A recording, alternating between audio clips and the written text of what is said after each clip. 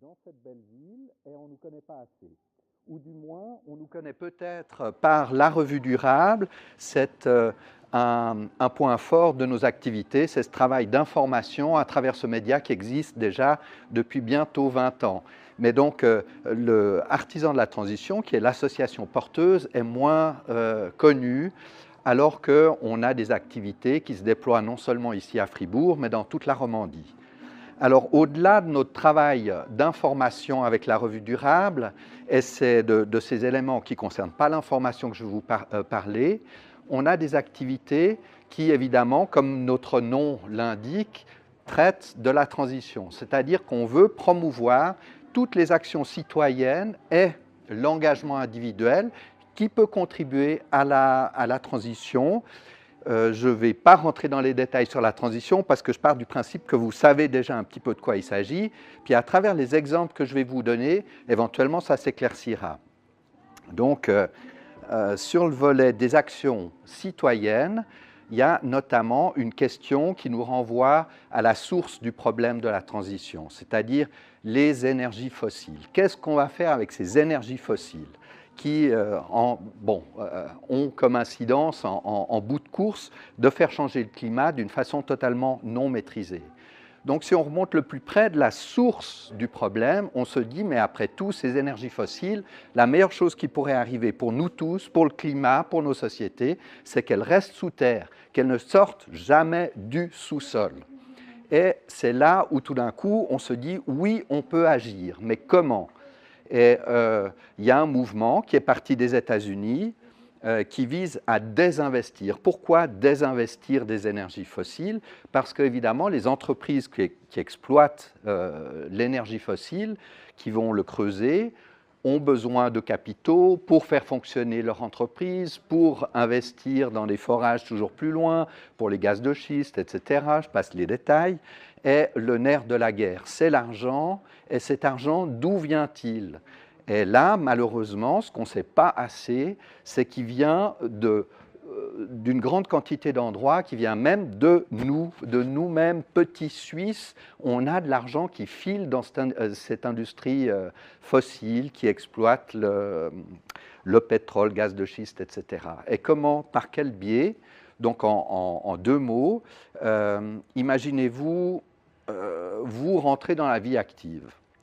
Vous êtes employé, vous avez un contrat de travail. En Suisse, on a des obligations en termes de caisse de pension, de charges sociales pour l'employeur, et c'est de l'argent qui est mis de côté à notre profit pour plus tard, etc. C'est un très bon système. Et cet argent, les caisses de pension, pour faire en sorte qu'on le retrouve quand tout d'un coup on en aura besoin un jour ou l'autre, vont le placer. Et c'est là où les choses commencent à aller de travers, c'est-à-dire que dans les placements des caisses de pension, mais ce n'est pas les seuls en cause, il y a une recherche d'un équilibre d'actions qu'on va prendre sur telle et telle place boursière et autres.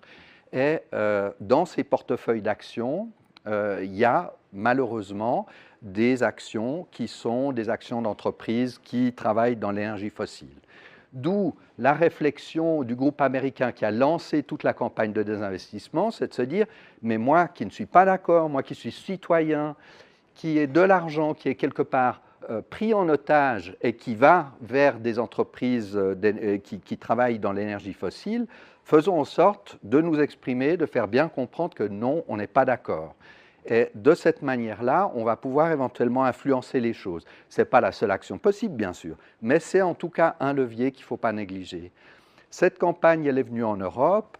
Les artisans de la transition la relaient d'une façon extrêmement active en Suisse depuis quelques années. Et le but, ça a été de trouver des gens qui, comme nous, à l'interne des artisans de la transition, se disent « mais non, on ne veut pas que nos argents, d'une façon ou d'une autre, filent dans ce genre de choses ».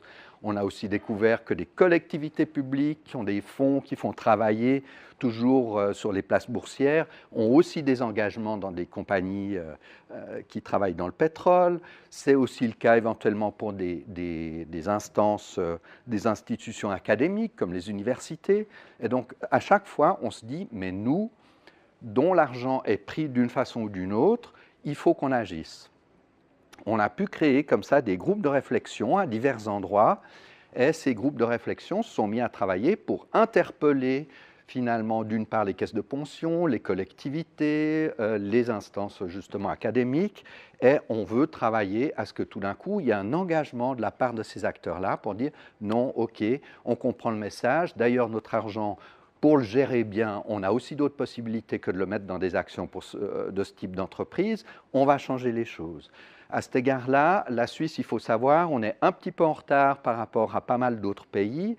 On n'a pas encore eu d'acteur significatif qui a pris une décision, qui a déclaré « Ok, nous, on a revu nos portefeuilles d'actions, on a quitté cette histoire, on gère notre argent autrement, on se retire de ça. » Mais le but, c'est que dans le prochain grand rendez-vous qui est extrêmement important en matière de climat, c'est-à-dire la COP24 qui se passera en Pologne, le but, c'est qu'on ait quelques acteurs importants de Suisse qui puissent, à l'occasion, disons, parallèlement à cette COP numéro 24 de Katowice en Pologne, déclarer « Ok, nous avons fait l'examen de nos placements, nous avons pris la décision, nous nous engageons à retirer notre argent des actions délétères de ces compagnies pétrolières. » Donc actuellement, on voit qu'il y a 3 collectivités publiques qui pourraient être prêtes peut-être à faire cette déclaration, on l'espère, on y travaille, donc des collectivités publiques romandes.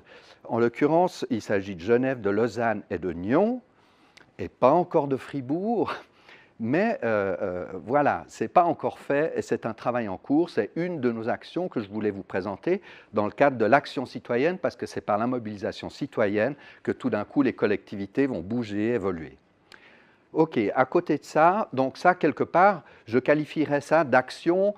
En tant que citoyen, je veux dire non à certaines choses. Je ne suis pas d'accord de me faire embarquer là-dedans, je veux un autre avenir.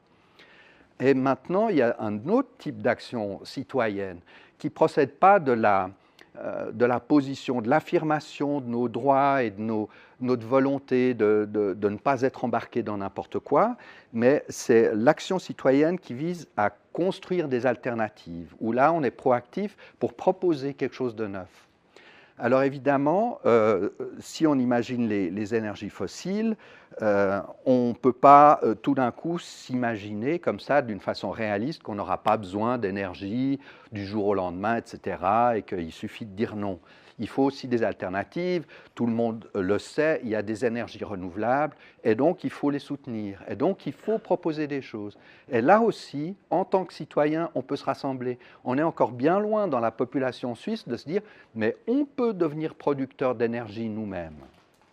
Et donc, cet aspect-là de l'action possible, l'action citoyenne possible, nous conduit à des expériences, comme il y en a une alors qui s'est faite avec succès et qui continue à Fribourg, c'est de créer une coopérative de production d'énergie, en l'occurrence d'énergie photovoltaïque, et qui devient tout d'un coup un fournisseur d'énergie qui est alternatif par rapport à d'autres fournisseurs qui sont, disons, liés d'une façon proche ou lointaine, mais qui sont liés toujours aux énergies fossiles. Et qui dit coopérative citoyenne dit un contrôle et donc des règles éthiques qu'on peut se donner par rapport à un fonctionnement qu'on souhaite préférable. Donc en l'occurrence, cette expérience magnifique qui a été menée à Fribourg et qui continue a débouché sur la coopérative de production d'énergie solaire qui s'appelle Optima Solar, et on se tient bien sûr à votre disposition pour en dire plus, mais on aimerait que LSM, que ce soit un exemple qui serve à stimuler d'autres gens, que ce soit en Suisse romande, dans le canton de Fribourg ou plus loin. Actuellement, il y a un groupe qui semble proche de finaliser quelque chose qui est sur la côte et on espère bien que ça va donner comme ça des alternatives en termes d'énergie. Enfin, dernier volet de l'action qu'on veut à tout prix promouvoir, et on y réussit heureusement, c'est quelque chose alors qui s'adresse plutôt à l'individu, donc c'est l'échelle individuelle où il faut non seulement créer des alternatives, mais où il faut aussi se remettre soi-même en question en se disant mais nos besoins propres en tant qu'individu ou ménage ou famille, nos besoins propres d'énergie, est-ce qu'on ne peut pas revoir les choses et éventuellement privilégier des options qui simplement n'ont pas besoin d'énergie? Donc, c'est une démarche de réflexion où on va se poser la question de la sobriété. Et donc, Le dernier numéro de la revue Durable porte précisément sur ces questions de sobriété. C'est une sobriété volontaire. L'outil qu'on propose pour aider les gens à aller dans cette direction s'appelle les conversations carbone, où c'est des groupes de personnes qui discutent ensemble à partir de leur expérience propre et qui examinent vraiment tous les points. Comme ça, on passe différents secteurs et qui examinent comment elles vont pouvoir faire évoluer leur mode de vie sans perdre du plaisir à la vie, parce que ça c'est essentiel. On n'est pas dans une démarche d'autoflagellation, de restriction, on ne va pas rentrer dans une secte, dans un monastère, etc. Non, il faut qu'on puisse faire évoluer nos modes de vie en ayant aussi des sources de plaisir, à travers plus de sens, des valeurs avec lesquelles on se sent plus en harmonie, et pour reposer les choses autrement. Parce que quelque part, dans la vie, être heureux ne dépend pas forcément d'une consommation qui est toujours liée à l'énergie fossile, elle dépend de mille autres choses et il faut les réveiller, les rendre possibles.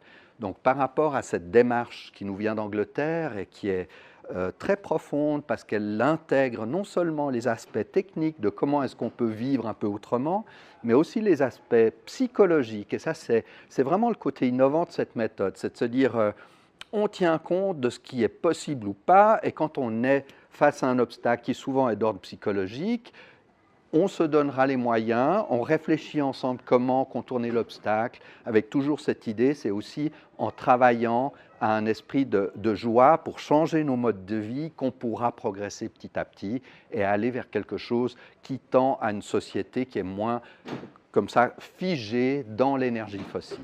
Voilà, je crois que je suis arrivé à la fin de mon temps. Donc,